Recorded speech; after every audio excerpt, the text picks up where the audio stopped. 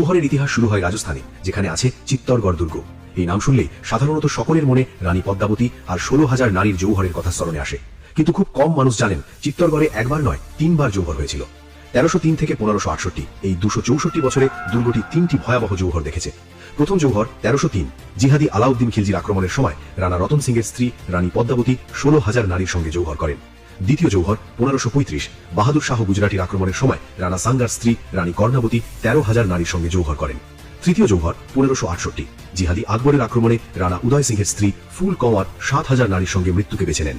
চিত্তরগড়ে মুসলিম আক্রমণকারীদের নৃশংসতা থেকে বাঁচতে এবং নিজের আত্মসম্মান রক্ষার জন্য মোট 36,000-এরও বেশি নারী জীবন্ত অগ্নিকুণ্ডে প্রবেশ করেছিলেন। এই কাহিনী শুধু চিত্তরগড়েই সীমাবদ্ধ ছিল না। এর আগেও যখন 1294 সালে জয়সলমীরে ভারতের প্রথম জৌহর হয়, যেখানে ভাটি বংশের 24,000 নারী জিহাদি আলাউদ্দিন খিলজির হাত থেকে বাঁচতে জৌহর করেন।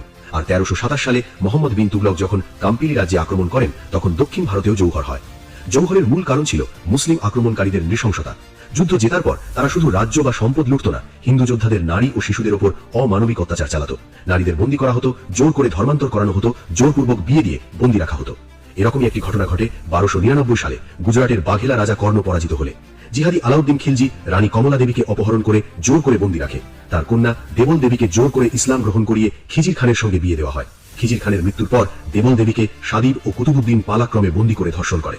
অনেক সময় আত্মহত্যা করা নারীদের মৃতদেহের সঙ্গেও এই জিহাদিরা নৃশংস কাজ করত। এই কারণেই সেই বীরাঙ্গনারা জৌহর বেছে নিয়েছিলেন, যা তাদের কাছে একটি শব্দ নয়, বরং বলিদান, ত্যাগ ও আত্মসম্মানের সিদ্ধান্ত ছিল। জৌহরের আগে নারীরা 16 শৃঙ্গার করতেন, তারপর অগ্নিকুণ্ডে প্রবেশ করতেন। এর জন্য রাজারা আগেই চন্দন, কাঠ, নারকেল ও ঘি দিয়ে 40-50 ফুট গভীর জৌহর বেদি তৈরি করাতেন।